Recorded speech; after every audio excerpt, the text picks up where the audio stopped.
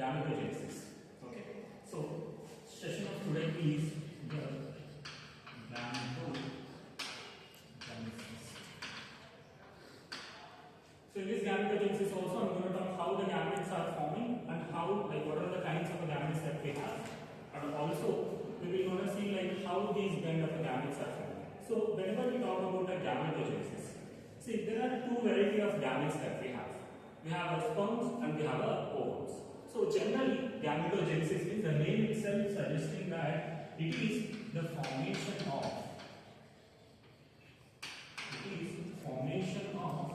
the gametes. So it is the process I can call it. Okay, it is the process of formation of gametes is called gametogenesis. Now, whenever we talk about the gametes, we have two variety of gametes that I have mentioned. We have the sperms in the case of male. We have ovum or egg in the case of the female. Okay, so in the gametogenesis, we have two variety of gametes. We have sperms, we have ovum. Sperms in the case of males, and just writing the symbols here, and ovum in the case of females. Now in this particular session, I am going to only talk about the formation of the sperms. So the formation of sperms is called the spermatogenesis.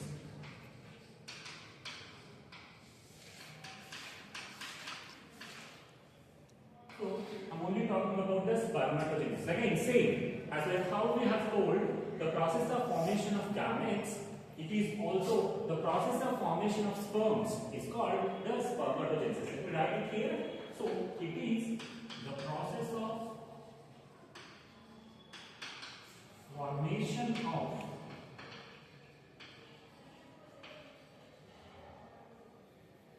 sperms is called the spermatogenesis. So the process of formation of sperm is called spermatogenesis. Now let us see where we can observe these kind of spermatogenesis. Generally, if we talk about the location where we can observe the spermatogenesis. So the spermatogenesis is generally occurs in the seminiferous tubules.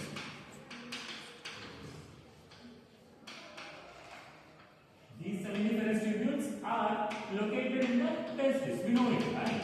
So the location for this spermatogenesis is in the seminiferous tubules, and the seminiferous tubules are present in the testis. Let me show you the location. Let me show you the TS section of the sperms, and then I will show you the seminiferous tubules and different varieties of cells that are present in this variety of the seminiferous tubules and the TS of the testis. So let me just draw a brief diagram here. So this is the TS section of testis I am showing. This is how it's gonna look, and these are all the seminiferous tubules I can call. Now, inside of the seminiferous tubule, you have a kind of a tissue called the germinal epithelium, we can call, or we can also call germ mother cell.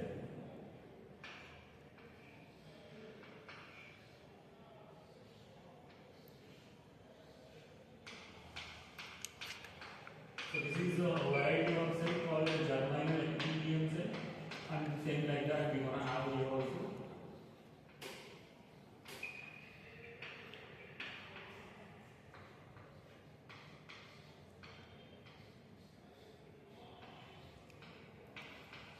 I'm just drawing in a rough way. So these are all some interstitial cells we have. We call them as the Leydig cells. Now, if you see the TS section of this kind of the seminiferous tubules, or we can call the testes, we observe all these variety of cells. We will be having these germ mother cells.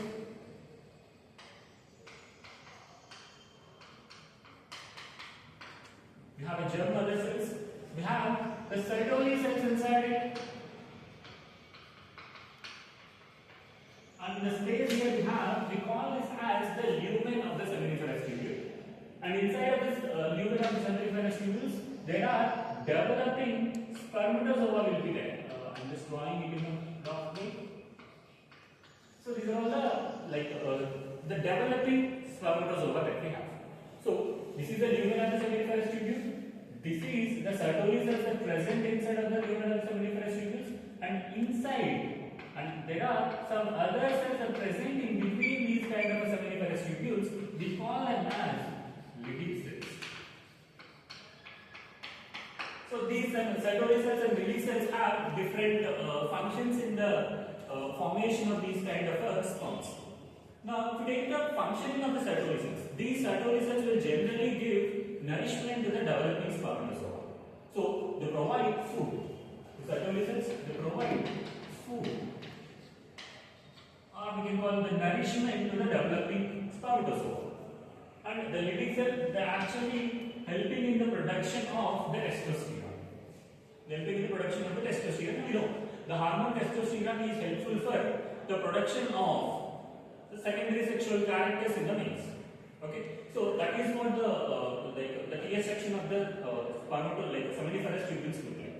If we take how many, the entire process of the spermatogenesis is approximately take 65 to 75 days to complete, and there are approximately 200 to 300 millions of spermatozoa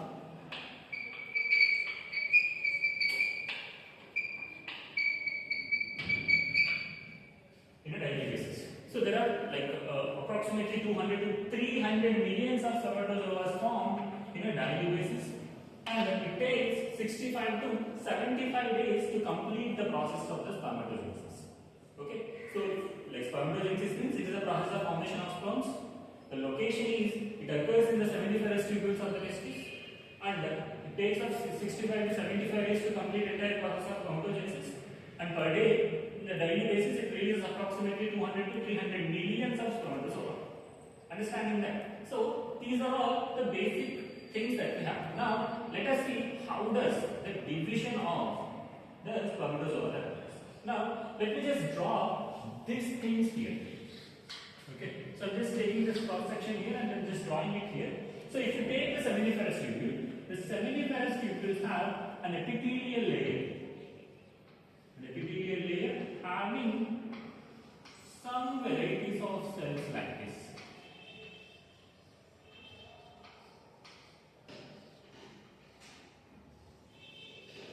These cells are called the germinal epithelial cells. I wrote it here, right? We call them as germinal epithelium. Now, this germinal epithelium has a different varieties of cells in it. The germinal epithelium has the germ mother cells in it.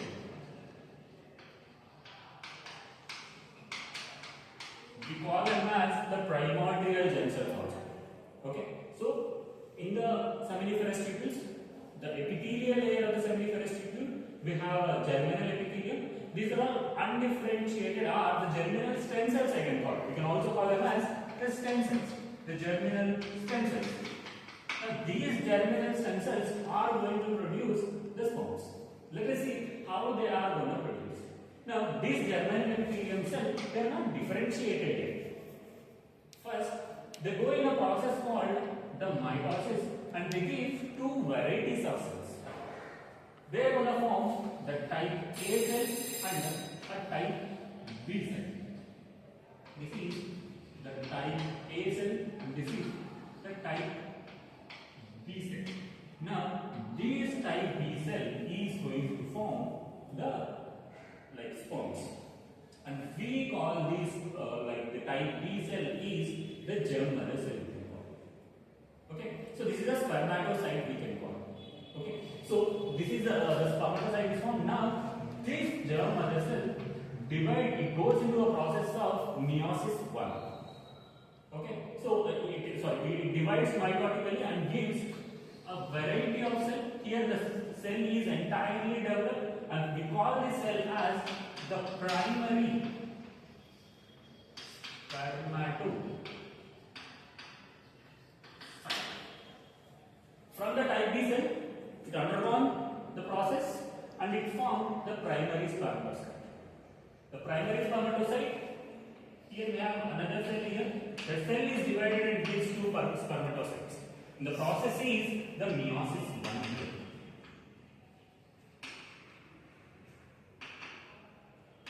By the process of meiosis 1, it formed a primary spermatocyte. Now, the primary spermatocyte again undergoes another variety of division and gives two varieties of cells. That is, the secondary spermatocyte, and this also divides. We formed all these four cells here by the process of again meiosis 2. So from the process of meiosis 1, we formed the primary spermatocyte. The primary spermatocyte undergoes to meiosis 2 and form the secondary spermatocyte. Now this secondary spermatocyte is divided into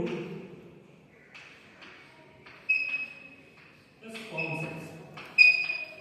They are going to develop into the sperm cells. We call them as the spermatids.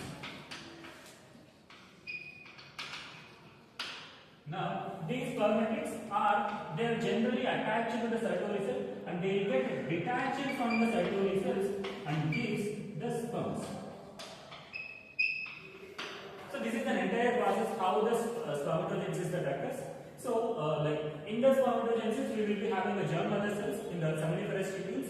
These germ mother cells divided mitotically. Here they are divided into mitotically and giving two equal cells. One equal cell is differentiating. See, understand here, this germ mother cell here it is differentiating. Differentiating to give the primary spermatocyte. This primary spermatocyte is again divided meiotically and giving the secondary spermatocyte. Here it is dividing into meiosis 1 and it is giving two primary spermatocytes, and these two primary spermatocytes are again dividing meiotically and they are giving in the secondary spermatocytes. And these secondary spermatocytes are differentiating. Again, the process is occurring here called the differentiation. By the process of differentiation, they are giving the spermatids, and from the spermatids we are forming the sperms, and these sperms are released into the lumen of the seminiferous tubules. Now, what you have to understand here is what are the kinds of processes that are taking place here. Now, from the here the primary spermatocyte is forming from the type B cells, or we can call it as the spermatozoa, spermatocyte we can call it. Okay, germ spermatocyte, like these kind of the formation of these primary spermatocyte have a kind of a process called primary spermatogenesis. Okay, sorry, spermatocytogenesis we can call it. Spermatocytogenesis.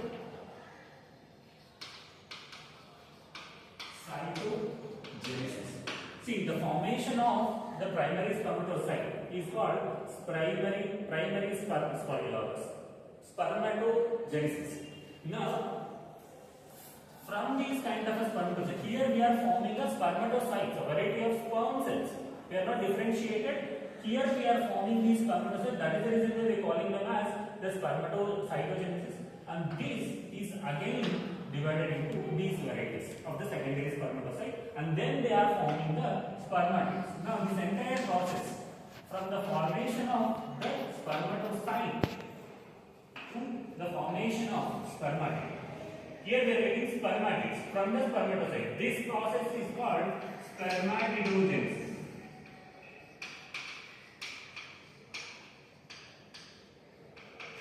So, the process of formation of these spermatids from this primary spermatocytes is called spermatogenesis, and from the formation of spermatid to the primary spermatozoa I can call like spermatozoa.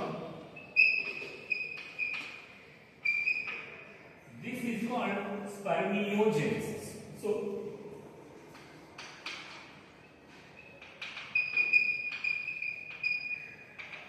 just remember the things, remember these kind of processes that we have. So in the first process, from the germ cells, from the type B cells, we are going to forming the primary spermatocyte, and that is called spermatocytogenesis. We are bringing the spermatocyte here. This germ mother cell first divided into two cells, the type A cells and type B cell. I didn't tell the type A, the destiny of the type A cell. It is again renews its stem cell ability, and this type B cell divides into primary spermatocyte by the process of meiosis.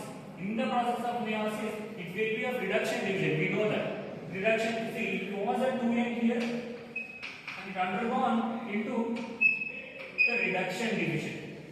It undergone to the reduction division and form two varieties of cells here. We have the primary spermatocytes, and these primary spermatocytes undergoes into another process called the meiosis. The meiosis 2 continues here. Here the meiosis started, the meiosis 2 continues here and form the secondary spermatocyte. Again, these secondary spermatocytes have a single haploid nature in them. They are also having a single set of chromosomes inside of them. And these secondary spermatocytes again go into the process of differentiation and form the spermatids. Spermatids nothing means they are the developing sperms, we can call, where the amount of cytoplasm is going to reduce. And from the spermatids, this process of formation of spermatids is called spermatogenesis. Just try to remember, it is called the spermatogenesis. And the spermatids are again developed into the spermatozoa. The process is called spermiogenesis. This is what the spermiogenesis we can call. See, whenever there is a question asking how the spermatid, by which process the spermatids are formed from the primary or secondary spermatozoa, then you have to answer it as a spermatogenesis. And they might ask you what is the difference between spermiogenesis and spermatogenesis. See, spermatogenesis means it is an entire process of formation of the sperms. If you talk about the spermiogenesis, it is only formation of spermatozoa from the spermatids. That is, you have to remember. There is the question has been asked many times in previous sections, so that is the reason that we need to remember what kind of a process that we have. So let me just summarize everything and then we'll go into the next thing. So we are talking about the gametogenesis. Gametogenesis is the process of formation of the gametes. We will be having the two gametes. We have the sperms and the ovum. Sperm in the case of a male, ovum in the case of a female. We are going to talk about the spermatogenesis, the formation of sperms. The formation of sperm is called the spermatogenesis, and the sperms, the location where we can see the spermatogenesis is at the seminiferous tubules, and these seminiferous tubules are located in the testes. Now, there are approximately 65 to 75 days it will take to complete the process of the spermatogenesis, and there are 200 to 300 millions of sperms are formed in a daily basis. And if you talk about the spermatogenesis, and there if you take the cross section of these kind of testes, you will observe all these variety of cells. We will be having germ mother cell inside into the we have inside the germ mother cells, and in between them we have the Sertoli cells. The germ mother cells are helping in the production of the spermatozoa. The Sertoli cells are providing nourishment to the developing spermatozoa. And we will be having these lytic cells, or we can also call them as interstitial cells. These interstitial cells are helping in the production of the testosterone. So that testosterone again helpful for the bringing of the secondary sexual characters in the males. And if you take the process of spermatogenesis, the germ mother cells are divided mitotically. Here the mitosis occurs and gives two equal varieties of cells called the type A and type B cells. Type A cells renew its ability to become again germ cells, germ stem cell I can call. And the type B cells go into the process of meiosis and mature to give a variety of cell called the primary spermatocyte.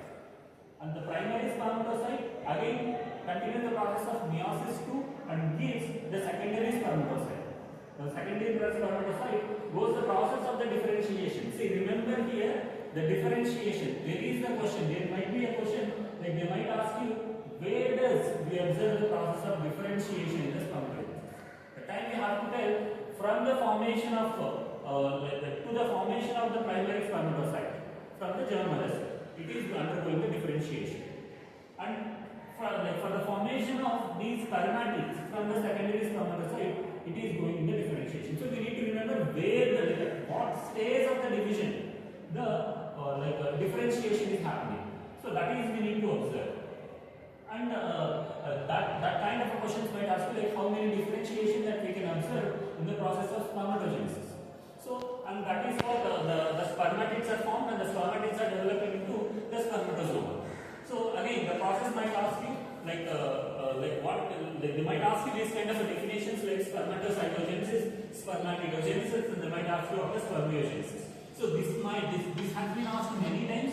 Like they might ask you a question by telling the formation of spermatozoa from spermatids is called, and they will give you they give you four options like mentioning it is a spermatogenesis, it is a spermiogenesis, or they might give you of spermatogenesis, they might give you of the spermatocytogenesis. Okay, so basically they will give you questions like this to remember like what kind of process that is happening here. Okay, so this is what the spermatogenesis we can call. This is what the spermatogenesis practice. Now let me tell you like what is the hormonal control that we have in the spermatogenesis. I'll just rub it here and then I'll tell you the hormonal control. How does the spermatogenesis is helping here? So I'm just removing everything here.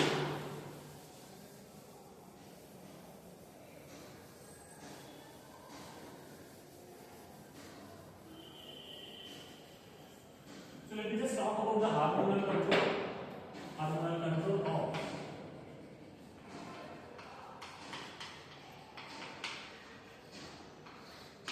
so whenever we talk about the hormonal control, we know we have a pituitary gland that is a master gland.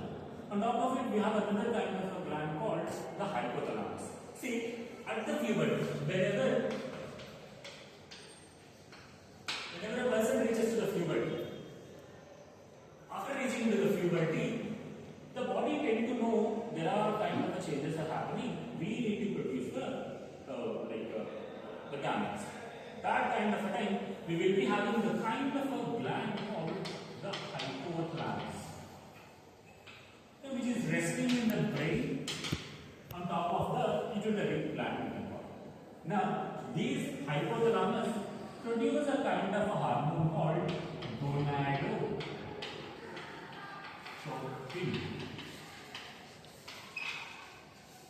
Releasing hormone. In short, we will call it as gonadotropin releasing hormone. GnRH we can call it as. Now, this gonadotropin goes and activates or goes and tells the pituitary. Goes and tells the pituitary gland to produce the gonadotropins. We have two varieties of such hormones. We call them as the. Do you remember? What are they? Luteinizing hormone and follicle stimulating hormone. So these are the two hormones that we have. The gonadotropins we can call. They are released from the hypothalamus. Okay, they are activated from the factors that are released from the hypothalamus. So hypothalamus produces gonadotropin releasing hormone. The gonadotropin releasing hormone goes and activates the pituitary gland, and these pituitary glands activate the luteinizing hormone and the follicle stimulating hormone. Now, the luteinizing, let us talk about the luteinizing hormone first. The luteinizing hormone goes and activates the Leydig cells that we have over there. Or we can activate the Leydig cells, and they can also activate the interstitial cell hormones. Interstitial cell hormones. Give me a minute, I'll just get some space here. So, or we can call them as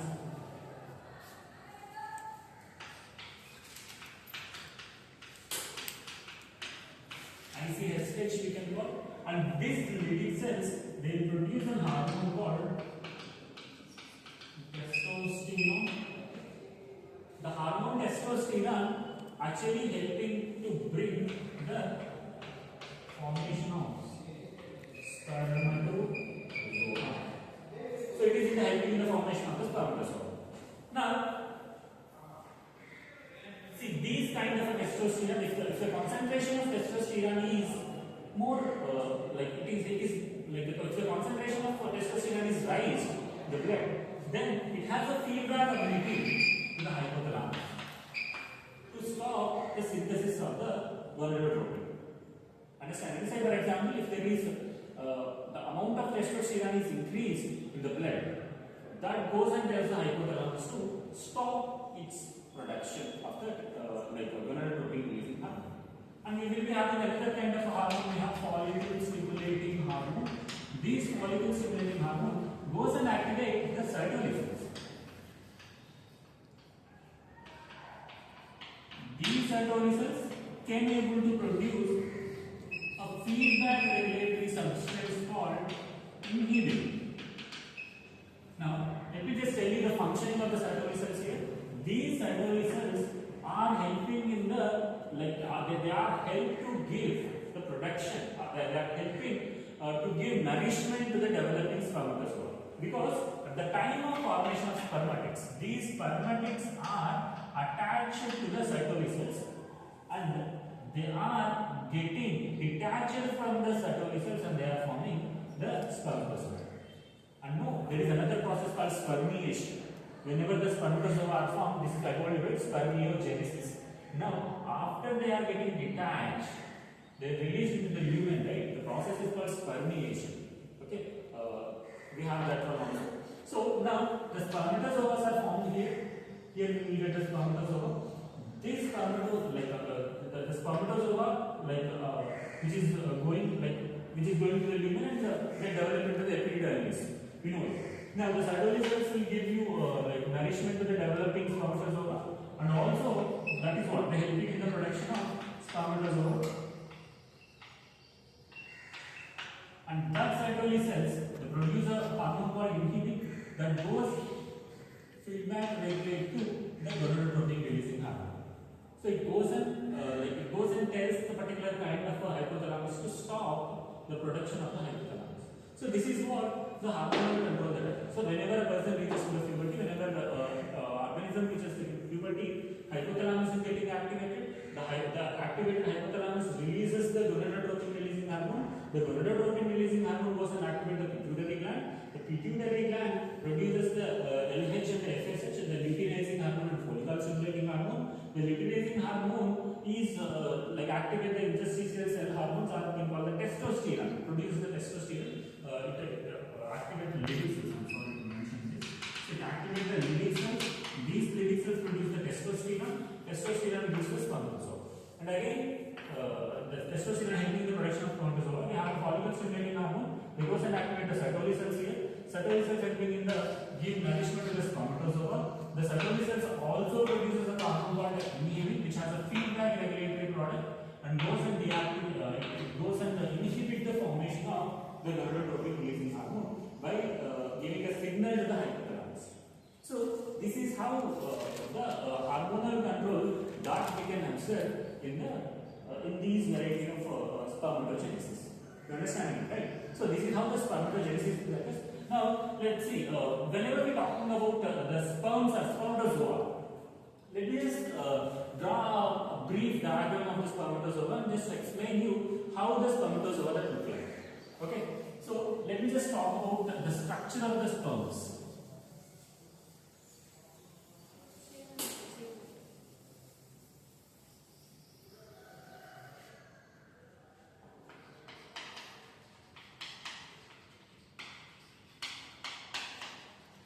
So generally, the sperm have three important structures we will have.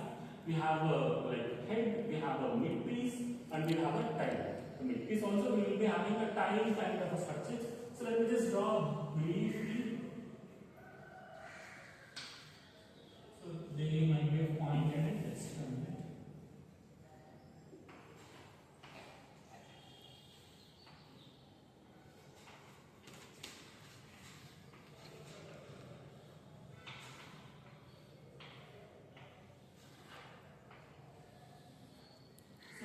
It looks like this kind of a thing.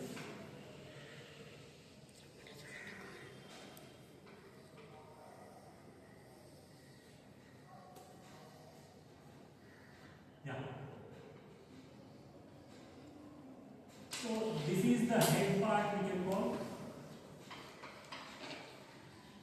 and this is the middle piece or the mid piece we can call, and this is the tail part. So if you take the head piece, head is a place that is where you will see the nucleus inside the human. So this is entirely a compact nucleus that we can observe inside. We can observe, we can verify the nucleus that we have inside it. It has the genetic information that we know that. This is a haploid structure. It is a haploid which has nucleus inside of it. On top of it, the head at the anterior end, we will be having a fluid-filled sac. We can call it as the acrosome. We have the acrosome here. This acrosome has a kind of an enzyme that is helping into digesting the envelope that present on top of the ovum. So we will have the egg, right? The female ovum we can call it. So the acrosome has a kind of an enzyme. It has some kind of an enzyme. We can call it as a proteolytic enzymes. These proteolytic enzymes goes and they are helping in the digestion of the membrane that present on top of the ovum. Understand? So that is what the acrosome that we have. The acrosome is generally produced from the Golgi apparatus during the formation of the spermatids. So the formation of spermatids from the secondary spermatocyte, these the Golgi apparatus that present inside are producing these kind of enzymes which are helping in the digesting of the ovum. So and we will be having a nucleus over here. This nucleus has the genetic information. And on the base of the nucleus, we will be having the centrioles. We will be having the primary and secondary centrioles. These centrioles are helping in the giving of a flagella structures. We can call it as the axoneme. The centrioles are giving a kind of proteins called tubulins. We will be having two varieties of tubulins in the formation of the type. We have alpha tubulin and a beta tubulin. These tubulins are forming a kind of a structure called axoneme. In that axoneme, we are going to observe 9+2 arrangement of these microtubules. So they generally look like in this way. I'm just drawing in a rough diagram. So this is the microtubule, the central microtubules we will call, and we will be having 9 such things. 1, 2, 3, 4, 5, 6, 7, 8, 9. So this is how, if you look at the cross-sectional view of the tile of the stone, it looks like this, and these are all the microtubules that we have. So we have two varieties of microtubules. We have A and B variety of microtubule. Each of the microtubules are again made up of 13 and 11 protofilaments. Okay. Again, these protofilaments are having alpha and beta tubules. So that is what the entire structures of the tile that we have. Now, at the midpiece region, there is a large amount of the mitochondria we can observe in this manner. So they are just present around to the these developing axoneme we have. So these are all the mitochondria we have. These mitochondria actually they gives lot energy for the propulsion system. So the tile is working as a propulsion system. It working for the swim in the female reproductive tract. So in order to give the continuous supply, there is a large amount of mitochondria that we can observe at the middle piece of the sperms. And this is the tile structure which is helping into it's a flagella kind of a structure. The TS section also shows the flagella structure only. So this is actually helping in the propelling of the sperm into the female reproductive tract. So this is how a structure of the sperm looks like. So the entire here it was a normal cell. From the normal spermatocyte to secondary spermatocyte to it is developing the spermatid. So at that kind of a formation of spermatid, there is the reduction of cytoplasm that occurs. Cytoplasm is getting reduced, and after the cytoplasm is getting reduced, it is getting this kind of shape. So this is how the sperm looks like, and this is entirely how the spermatogenesis that occurs. So whenever there is a puberty, the hormones are imbalanced. The there is a production of these kind of gonadotropins. The gonadotropin goes and activates the primordial germ cells. You can also call them as the primordial germ cells or germ epithelial cells. The germ epithelial cells are again differentiating and giving all the successive varieties of cells. So this is the process of this is what the process of spermatogenesis, and this is how a spermatogenesis that takes place. And to complete all this process approximately takes 65 to 75 days. So this is what the spermatogenesis. The next session we are going to talk about the process of oogenesis. Okay.